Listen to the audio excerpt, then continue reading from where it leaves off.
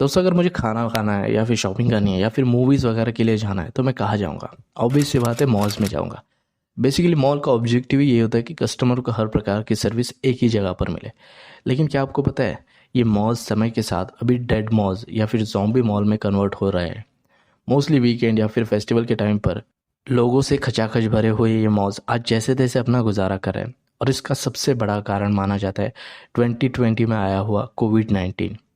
तो आज हम ये मॉल्स डेड मॉल्स में कैसे कन्वर्ट हो रहा है, इसके पीछे के रीजंस क्या है या फिर इनको रिवाइव कैसे किया जा सकता है, इसके बारे में जानेंगे। सबसे पहले समझते हैं कि डेड मॉल्स टर्म क्या है।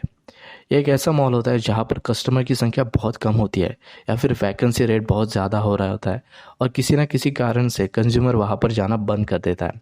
वैसे मॉल्स को डेड मॉल कहा जाता है। वैसे तो एक एक्टिव मॉल का डेड मॉल में कन्वर्ट होने के कई सारे रीजंस होते हैं। सबसे पहला है ई कॉमर्स वेबसाइट। आजकल लोग घर बैठकर अपने स्मार्टफोन से उनको जो चीज़ चाहिए वो अमेज़ॉन, फ्लिपकार्ट, मिंत्रा जैसे साइट पर से मंगा रहे हैं। तो लोग मॉल में जाकर शॉपिंग करने से ज़्यादा ई कॉमर्स वेबसाइट से शॉपिंग करना प्रेफर कर रहे हैं क्योंकि वो ज़्यादा ईजी और अफोर्डेबल होता है। और अगर आप देखोगे तो ई कॉमर्स वेबसाइट पर ना बहुत ज़्यादा सेल्स चल रही होती है मॉल के कंपैरिजन में। और ये वेबसाइट आपको वाइड रेंज ऑफ वैरायटी भी प्रोवाइड करती है।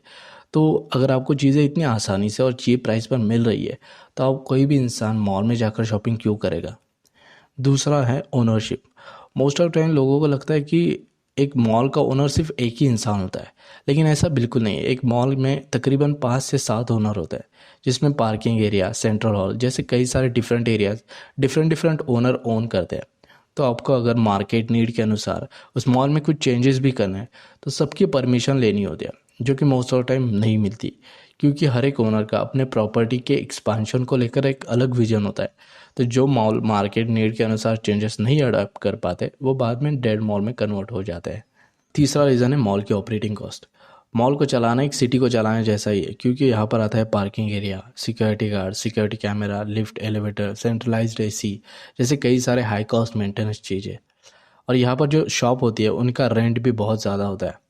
और अगर कस्टमर ही नहीं आ रहा है तो रेवेन्यू कहाँ से जनरेट होगा। तो उसी की वजह से ऑनलाइन साइट के मुकाबले में ये स्टोर्स कस्टमर को उतनी ज़्यादा अच्छी सर्विस प्रोवाइड नहीं कर पाते। चौथा रीज़न है कोविड। कोविड की वजह से कंज्यूमर की शॉपिंग हैबिट में बहुत बड़ा चेंज आया है क्योंकि this is the first time when people start to use the online platform for the shopping purpose, और जिससे कि मॉल में जाकर शॉपिंग करने के मुकाबले में ये ऑप्शन काफ़ी सेफ लगा। जिसके चलते कोविड-19 के बाद जब मॉल ओपन भी हुए जिसके चलते कोविड-19 के बाद मॉल जब ओपन हुए उसके बाद भी मॉल्स में बहुत कम लोग जाते हुए दिखाई देते हैं। इंडियन कंज्यूमर आजकल आप देखोगे तो ट्रेंड का ज़माना, जो चीज़ ट्रेंड में है वो अगर आप कंज्यूमर को प्रोवाइड कर पा रहे हो तो आप सस्टेन कर जाओगे क्योंकि सोशल मीडिया की वजह से लाइफ इतनी फास्ट हो गई है कि जो चीज़ आज ट्रेंड में है वो कल आउट ऑफ ट्रेंड हो जाती है। और अगर आप मॉल में देखोगे जो शॉप होते हैं वो अपने स्टॉक को मंथली बेसिस पर चेंज करते हैं। कुछ शॉप ओनर अपने स्टॉक को सीजनल बेसिस पर चेंज कर रहे हैं। वहीं पर अगर आप शॉपिंग वेबसाइट को देखोगे तो वो हर रोज़ हर घंटे में कस्टमर की नीड के अनुसार चेंजेस करती है और कस्टमर की डिमांड फुलफ़िल करती है, जिसकी वजह से वहाँ पर शॉपिंग बहुत ज़्यादा मात्रा में की जाती है। ये तो देख लिया हमने प्रॉब्लम्स, अब चलते हैं सॉल्यूशन की तरफ। सबसे पहला सॉल्यूशन है क्रिएटिविटी। मॉल्स में most of the shops stores and sales basis पर चलते हैं, तो उनको थोड़ा ज़्यादा क्रिएटिव बनना होगा। जैसे कि मॉल्स में gym, sports arrangement, yoga centre जैसे ऑप्शन अवेलेबल कराकर कंज्यूमर को अट्रैक्ट किया जा सकता है। दूसरा है हाइब्रिड सेंटर। हम एक पर्टिकुलर मॉल का एप्लीकेशन बना सकते हैं जिसके अंडर कौन सी दुकान कौन से फ्लोर पर है, उसमें क्या बिक रहा है, उसके बारे में डिटेल इन्फॉर्मेशन होगी, जिससे कि कंज्यूमर वहाँ पर जाके या फिर घर पर बैठ के उस चीज़ को परचेस कर सकता है। इस चीज़ का बेस्ट एग्जांपल है भोपाल सिटी में C21 मॉल, जिसने इन सभी चीज़ों को फॉलो करके अपने आप को सस्टेन किया है।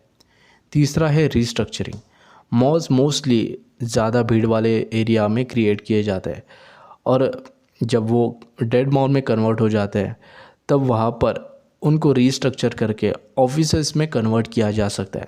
आज इंडिया में इतने ज़्यादा स्टार्टअप हो रहे हैं तो जिसके चलते लोगों को मेन सिटी में ऑफिस के लिए बिल्डिंग मिलना बहुत मुश्किल हो रहा है। तो ऐसी जगह को ऑफिस में कन्वर्ट करके ऑफिसेस को वो जगह लीज़ पर दी जा सकती है और ऑफिसेस के साथ इनको रीस्ट्रक्चर करके हॉस्पिटल में भी चेंज किया जा सकता है। डिमोलिशन, अब कुछ बिल्डिंग ऐसी भी होती है जिनको रीस्ट्रक्चर करने का कोई फ़ायदा नहीं होता तो उनको डिमोलिश करके वैसी जगहों को हाउसिंग प्रोजेक्ट में कन्वर्ट किया जा सकता है, क्योंकि मॉल्स सिटी के प्राइम लोकेशन पर बने होते हैं। तो अगर इनको रेसिडेंशियल कॉम्प्लेक्स में बदल दिया जाए तो डेवलपर्स को रीज़नेबल प्राइस मिल सकता है। तो ये सब थे प्रॉब्लम्स एंड सॉल्यूशन यहाँ पर निकल के आए हैं। अब आपका इसके ऊपर ओपिनियन क्या है मुझे कमेंट सेक्शन में ज़रूर बताएं। तब तक के लिए धन्यवाद।